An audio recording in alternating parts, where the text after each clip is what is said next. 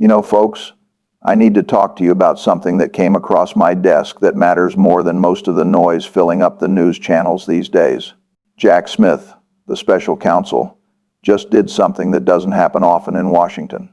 He volunteered to testify, in public, under oath, on camera, about his investigation into Donald Trump.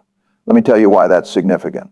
Because prosecutors, especially special counsels, they don't usually volunteer for public testimony. They write their reports, they file their charges, they do their work quietly, professionally, by the book. They don't seek the spotlight. They don't go looking for political fights. They let their evidence speak. But Jack Smith just sent a letter to Jim Jordan and Chuck Grassley, the chairman of the House and Senate Judiciary Committees, said he wants to testify, wants to do it in open hearings, wants the cameras rolling and the lights on, wants to answer questions about his investigation into Trump's handling of classified documents and his role in trying to overturn the 2020 election. He's got one condition, one request. He wants assurance from the Justice Department that he won't be punished for testifying, won't face retaliation, won't lose his job or his pension or his reputation for telling the truth in public. Think about what that request means. Think about what it says that a federal prosecutor, someone who's supposed to be protected by institutional independence, feels the need to ask for protection before testifying to Congress. That tells you everything about the current state of the Justice Department, about the pressure prosecutors are under, about the fear that truth-telling might come with consequences. Now, Smith says he wants to testify because there have been many mischaracterizations of his investigation. That's diplomatic language.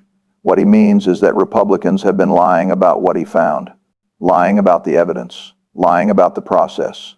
And he wants a chance to set the record straight, in public, where lies are harder to sustain, where questions get answered under oath, where the truth has a chance to break through. I've been watching Washington for more decades than I care to count. And I can tell you that when a prosecutor volunteers to testify publicly about his investigation, it usually means one thing. He's got evidence, strong evidence. Evidence so compelling that he wants it on the public record. Evidence that can stand up to hostile questioning. Evidence that proves what he says it proves. Smith's not afraid of Jim Jordan's questions, not concerned about Republican attacks, because he knows what he found, knows the evidence is solid, knows that under oath, in public, the truth will speak louder than the spin. Let me walk you through what Smith actually found, because the details matter, because this isn't about political disagreement or policy differences. This is about evidence of crimes, federal crimes, serious crimes, the kind that would land anyone else in federal prison. The January 2025 report that Smith filed lays it out, hundreds of pages, detailed, documented, backed by witness testimony, recordings, documents, communications, all of it pointing to the same conclusion. Donald Trump engaged in a criminal effort to obstruct the collection and counting of votes after the 2020 election, participated in a conspiracy against rights, committed multiple federal felonies. This isn't opinion. This isn't speculation. This is the conclusion of a federal investigation conducted by experienced prosecutors who've handled complex cases their entire careers. They don't make these kinds of accusations lightly. They don't file charges without evidence. They don't write reports that can't be defended. Smith secured indictments, 4 counts for election subversion, 37 counts related to classified documents. Federal grand juries, regular citizens, looked at the evidence and agreed there was probable cause to charge a former president with felonies. That's not a small thing. Grand juries don't indict on hunches or political pressure. They indict when prosecutors show them evidence that a crime was committed. Now, those charges got dropped, not because the evidence was weak, not because Trump was innocent, but because of Department of Justice policy that says you can't prosecute a sitting president, because of Supreme Court immunity rulings, because of legal and procedural barriers that have nothing to do with guilt or innocence, and Smith made that clear. In his final filings, he emphasized that dropping the case doesn't hinge on the strength of the evidence. He said the government fully supports the evidence. Fully. That's prosecutor speak, for we've got him cold. We can prove what he did. But procedural rules prevent us from proceeding. That's not exoneration. That's not vindication. That's getting off on a technicality while the evidence of guilt sits there, documented, undeniable, available for anyone who wants to look at it. Let me tell you what that evidence shows, because the details are more damning than the headlines suggest. Start with the election subversion case. Smith documented a coordinated criminal conspiracy spanning multiple states, involving dozens of co-conspirators, orchestrated from the White House, directed by Trump personally. The fake elector scheme, that's document fraud on a massive scale, creating false electoral certificates in 7 states, organizing groups of Republicans to falsely claim they were legitimate electors, attempting to submit those fraudulent documents to Congress to change the outcome of the election. This wasn't spontaneous, wasn't improvised. Smith has evidence showing it was planned, coordinated, executed with Trump's knowledge and direction. He's got witnesses who were in the meetings, documents showing who was involved, communications laying out the strategy, all of it traceable back to Trump. Then there's the pressure campaign against state officials, the famous Georgia call where Trump told the Secretary of State to find 11,780 votes. That's on tape. That's evidence. But it wasn't just Georgia. Smith documented similar pressure in Michigan, Pennsylvania, Arizona, calls to state legislators, threats, coercion, all aimed at getting officials to overturn legitimate election results. Trump's own lawyers warned him this was illegal, told him he couldn't do what he was planning, put it in writing, and he did it anyway. That's not a mistake. That's not bad judgment. That's intent. That's knowing something is criminal and doing it because you think you can get away with it. The classified documents case is equally serious. Maybe more so because of what it reveals about Trump's character, his willingness to put national security at risk for personal benefit. He didn't accidentally take a few documents. He deliberately removed hundreds of classified files from the White House, stored them at Mar-a-Lago, in a bathroom, in a ballroom, in storage rooms, unsecured locations where anyone could access them. These weren't just any documents. Nuclear secrets, military plans, intelligence sources, information that if exposed could get people killed, could compromise national security, could give adversaries insights into American capabilities and vulnerabilities. And Trump showed them to people, visitors, people without security clearances, without need to know, without any official purpose, just to brag, to show off, to prove he still had access to secrets. Then, when the National Archives and the FBI asked for them back, he lied, told his lawyers to lie, directed employees to hide documents, to move boxes, to conceal evidence. That's obstruction of justice. Conspiracy, potentially espionage-related crimes. Smith has it all documented. Surveillance footage showing boxes being moved. Text messages between employees discussing how to hide materials. Testimony from people Trump ordered to participate in the cover-up. Recordings where Trump acknowledges having documents he shouldn't have. This isn't circumstantial. This is direct evidence. The kind that gets introduced at trial and leaves juries no choice but to convict. Now, let me talk about the witness testimony, because that's what makes Smith's evidence so damning. These aren't political opponents testifying against Trump.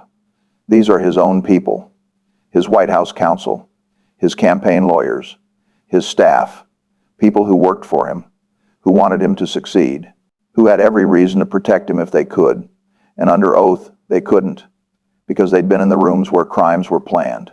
They'd heard Trump acknowledge he lost the election while publicly claiming it was stolen. They'd warned him his schemes were illegal and watched him proceed anyway. They'd seen documents being hidden and been ordered to participate in cover-ups. You can spin a lot of things, but you can't spin your own lawyers testifying that they told you something was illegal and you did it anyway. You can't spin your staff describing meetings where you planned criminal acts. You can't spin recordings of you committing the crimes you're accused of. That's why Smith wants to testify publicly, because he knows what the evidence shows, knows it can withstand scrutiny, knows that once it's laid out in detail, under oath, in public, the denials become unsustainable. Let me shift to what this means economically. Because people think legal cases against politicians are just political theater, just partisan games that don't affect real life. But they do. They affect how markets value American stability, how investors think about American institutions, how capital decides where it's safe. The rule of law isn't just a nice principle. It's the foundation that makes capitalism possible. You can't have functioning markets without enforceable contracts. Can't have investment without belief that courts will resolve disputes fairly. Can't have prosperity without confidence that power is constrained by law. When a president commits crimes and faces no consequences, that foundation cracks. Not visibly at first, not in a way that shows up in next quarter's GDP, but slowly. In the risk premiums investors start adding to American investments. In the questions foreign capital starts asking before committing. In the hesitation that accumulates across millions of economic decisions. I've been investing in American businesses for 80 years. Made billions betting that this country's institutions are strong enough to outlast individual leaders. Strong enough to enforce rules consistently. Strong enough that power doesn't protect you from consequences when you break the law. That bet's always paid off.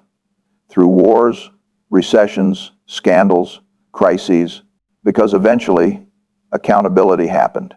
Maybe not immediately, maybe not as completely as people wanted, but it happened. The system corrected. Rules were enforced. And confidence in American institutions remained justified.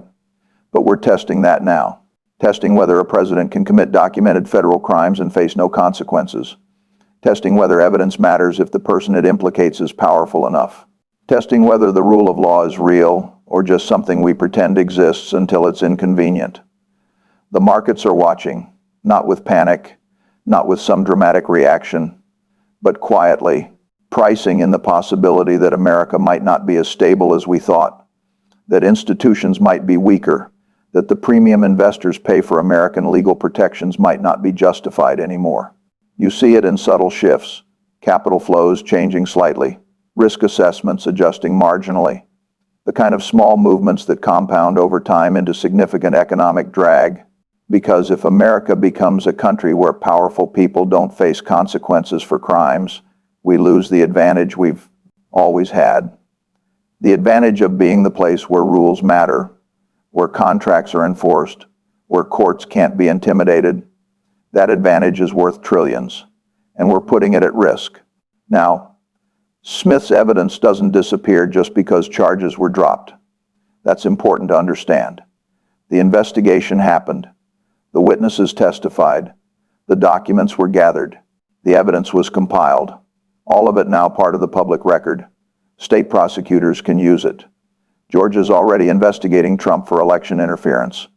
They can access everything Smith found, use his witness testimony, build on his documentary evidence. And they're not bound by DOJ policies about prosecuting sitting presidents. Congress can investigate based on it, can hold hearings, can subpoena witnesses, can potentially pursue impeachment, even though Trump's president again. The evidence of high crimes and misdemeanors is documented, right there in Smith's reports, available for any member of Congress willing to look at it. Civil lawsuits can cite it. People harmed by Trump's actions can sue. Election workers who receive threats. Businesses damaged by January 6th. Police officers injured during the attack on the Capitol. The burden of proof is lower in civil cases. And Smith's already done the investigative work, already gathered the evidence, already established the timeline of events. Trump could face billions in civil liability even if he never faces criminal prosecution, could spend years defending lawsuits, paying judgments, watching his business empire crumble under the weight of civil consequences for his criminal acts, and future federal prosecution remains possible. Once Trump leaves office, once presidential immunity no longer applies, once DOJ policy no longer prevents charges, Smith's evidence will still be there, ready to be used, ready to support charges that couldn't be brought now but could be brought later. The statute of limitations on most of these crimes is 5 or 6 years. Trump's second term ends in 4 years. Do the math. The evidence doesn't expire. The crimes don't become legal. The possibility of prosecution just gets delayed, not eliminated. That's what Smith meant when he warned that these facts will follow Trump long beyond this trial. He's saying the evidence is permanent. The guilt is documented. And eventually, accountability might still come. Let me talk about what this does to Trump's presidency. Because governing with this hanging over you changes everything. Every policy decision he makes will be viewed through the lens of criminality. Every appointment scrutinized for whether it's designed to protect him from consequences. Every action questioned for whether it's about the country's interests or his own legal survival. His legitimacy is compromised. Not in the eyes of his supporters, maybe, but in the eyes of history, in the eyes of international observers, in the eyes of anyone who reads Smith's reports and sees the evidence of crimes. How do you represent America abroad when foreign leaders have access to evidence that you tried to overthrow your own democracy? How do you negotiate with allies who know you stole classified documents and showed them to unauthorized people? How do you command respect when the evidence of your criminality is part of the public record? You can't. Not really. You can pretend. You can demand that people ignore what they know. You can surround yourself with loyalists who will never acknowledge reality. But you can't erase what Smith documented. Can't make the evidence disappear. Can't restore credibility that's been destroyed by your own actions. The political implications extend beyond Trump personally. The Republican Party has to decide whether to continue defending someone for whom there's documented evidence of serious federal crimes. Whether loyalty to Trump is worth destroying their credibility on law and order. Whether winning elections justifies ignoring criminality. Some Republicans are starting to have that conversation, quietly, behind closed doors, because defending Trump becomes harder when you're not defending him against accusations.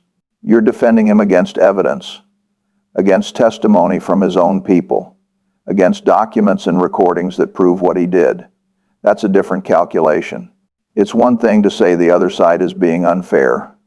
It's another thing to say evidence doesn't matter, truth doesn't matter. Crime is acceptable if our side does it. That's not a sustainable position. Not for a party. Not for a country. Not for anyone who claims to care about rule of law or institutional integrity or American values. The media's role in all this is crucial. Because Smith's reports exist. The evidence is public. But most Americans won't read hundreds of pages of legal documents. Won't dig through testimony and exhibits. Won't connect the dots between different pieces of evidence. They'll rely on news coverage, on summaries, on explanations of what the evidence shows. And if that coverage is accurate, if it conveys the seriousness and the strength of Smith's findings, then public understanding will reflect reality. But if coverage is shallow, if it treats this as just another political fight, if it presents Smith's evidence and Trump's denials as equivalent and lets people decide for themselves as if evidence and lies deserve equal weight, then the public will remain confused. We'll continue to see this as partisan disagreement rather than documented criminality. That's the challenge. Making people understand that this isn't about politics. It's about evidence, about crimes, about a former president who did things that would land anyone else in federal prison and is escaping consequences because of technicalities and political protection. I want to talk about the Supreme Court's role in this, because their immunity ruling is part of why Smith had to drop charges, and that decision will be scrutinized by historians and legal scholars for generations. The court said a president has immunity for official acts. That's a principle that might make sense in theory. You don't want presidents afraid to make tough decisions because they'll be prosecuted later by political opponents. But the crimes Smith documented weren't official acts. They were criminal conspiracies to overturn an election, to steal classified documents, to obstruct justice. Those aren't presidential duties. Those aren't protected activities. Those are crimes that happen to be committed by someone with the title of president. The court's ruling effectively said that as long as you can characterize your crime as somehow related to your office, you're immune. That's not protection for legitimate presidential action. That's a license for criminality. That's saying the president is above the law as long as he breaks it in creative enough ways. Future legal scholars will study this decision as an example of how courts can fail, how technical legal reasoning can produce absurd results, how protecting institutional power can override justice. The contrast between Smith's overwhelming evidence and the court's decision to make prosecution impossible will be stark. And 5 of those justices were appointed by presidents who lost the popular vote. Think about that. The court that gave Trump immunity wasn't representing majority will. Was itself a product of the same institutional distortions that let someone lose the popular vote but win the presidency. That irony won't be lost on historians. Let me address something I hear from Trump supporters. The argument that this is all political persecution, that Smith was biased, that the evidence is manufactured or exaggerated, that Trump's being targeted because Democrats hate him. I understand the impulse to defend someone you support. To assume that accusations against your candidate must be false or motivated by politics, that's human nature. We trust our judgment. We believe the people we support deserve that support. But evidence doesn't have politics. Documents don't have bias. Recordings don't lie. And when your own people, under oath, testify that you committed crimes, that's not persecution. That's accountability. Smith's not a Democratic operative. He's a career prosecutor. He's investigated and prosecuted Republicans and Democrats. His job is evidence, not politics. And the evidence he compiled came from witnesses Trump chose, from documents Trump created, from actions Trump took. You can't claim persecution when the evidence against you comes from your own behavior, when your own staff testifies about crimes they witnessed you commit, when recordings of your own voice prove what you did. That's not political targeting. That's investigation. That's what's supposed to happen when someone breaks the law. Prosecutors gather evidence. They interview witnesses. They build cases. And if the evidence supports charges, they bring them.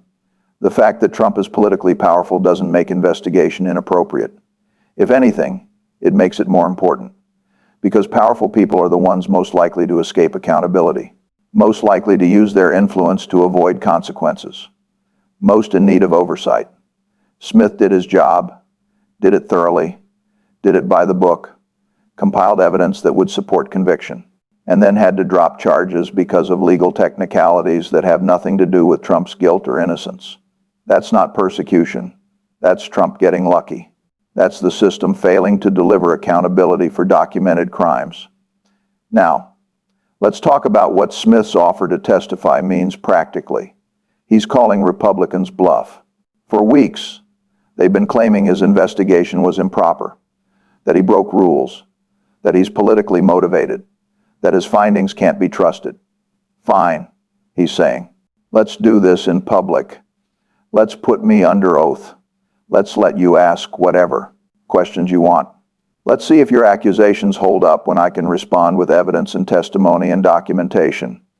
That's not the move of someone who's hiding something. That's not the behavior of someone whose investigation was flawed. That's confidence. That's a prosecutor who knows his work will withstand scrutiny. Jordan and Grassley now have to decide. Do they take him up on it? Do they give him a public platform to defend his investigation and lay out evidence? Or do they decline and make it obvious they don't actually want their accusations tested?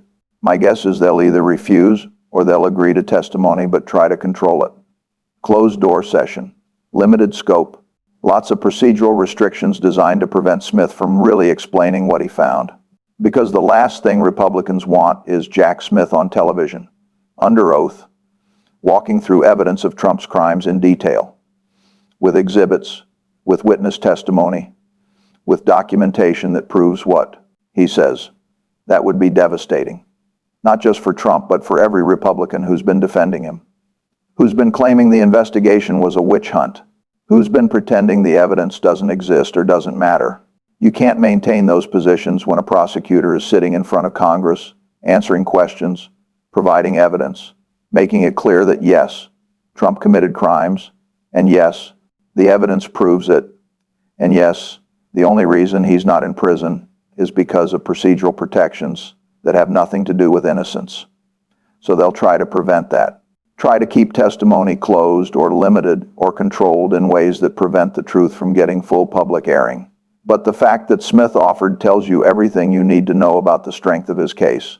Let me talk about precedent, about what this moment means for future presidents, for future investigations, for the future of accountability in American democracy. If Trump commits documented federal crimes and faces no consequences, what message does that send to the next president? What lesson does it teach about the limits of power? What incentive does it create for someone who wants to break rules but stay in office?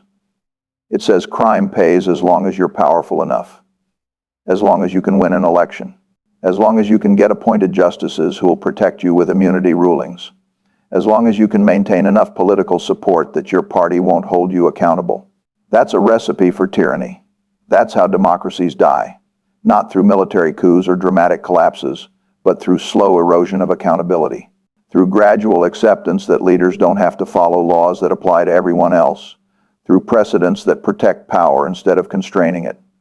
Smith's evidence documents where that road leads, documents what happens when a president decides rules don't apply to him, documents the crimes that follow when accountability disappears, documents the damage to democracy when power becomes its own justification. If we don't find a way to hold Trump accountable, if we let this evidence sit there unused while he governs as if nothing happened, we're setting a precedent that will haunt America for generations.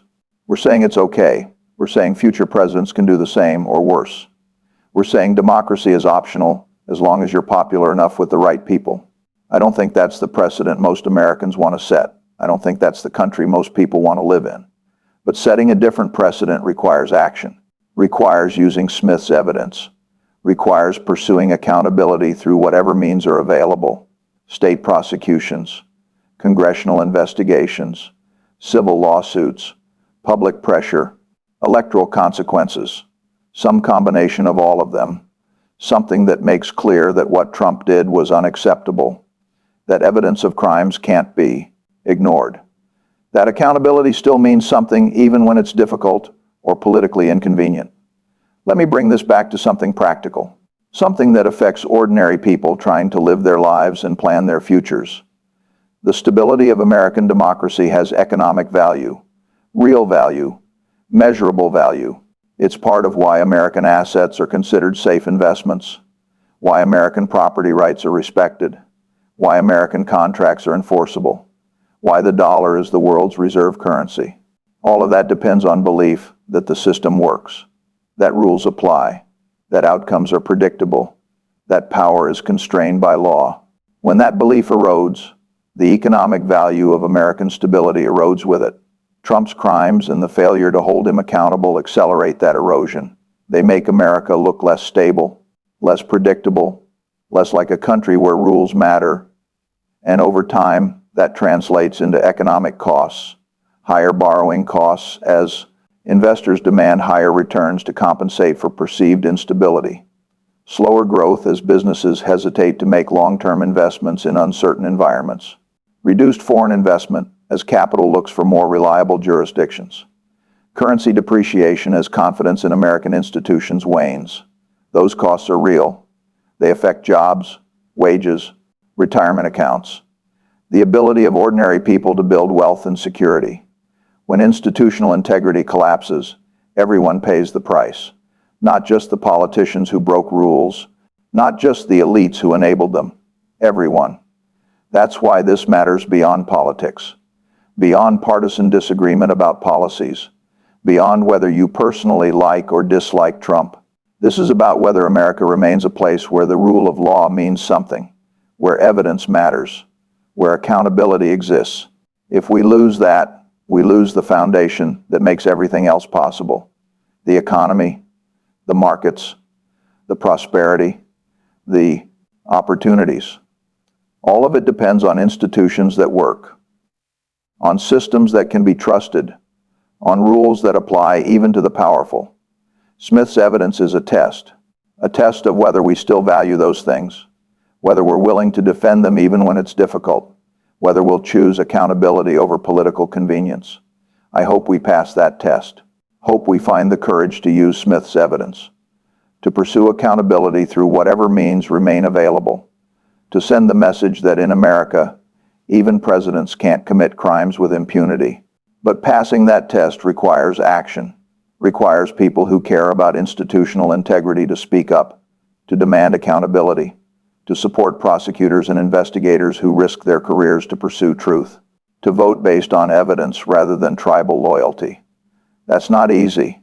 It's uncomfortable. It requires admitting that someone you might have supported did terrible things. It requires prioritizing principles over partisanship. It requires courage. But it's necessary, because the alternative is accepting that powerful people are above the law. That evidence doesn't matter if the person it implicates is important enough. That democracy is negotiable if the negotiations favor your side. I've lived through a lot of American history, seen the country tested many times, seen it stumble and recover, seen institutions bend but not break. And I'm betting now, as I've always bet, that Americans will eventually choose principles over convenience, justice over partisan advantage, accountability over tribal loyalty. But eventually might not be soon enough. The damage compounds while we wait. The precedents set while we hesitate. The erosion continues while we debate. Smith's evidence exists. It's public. It's documented. It's overwhelming. The question is whether we'll use it, whether we'll let it matter, whether we'll choose accountability or accept that some people are simply too powerful to face consequences. That's the choice in front of us, and how we choose will determine what kind of country we become, whether we remain a democracy where law matters or become something else, something where power is the only rule that counts. I know which America I want to live in, which America I want to invest in, which America I want to leave to future generations. The America where evidence matters, where accountability exists, where even presidents have to follow the law. Smith gave us the evidence to preserve that America. The question is whether we have the courage to use it.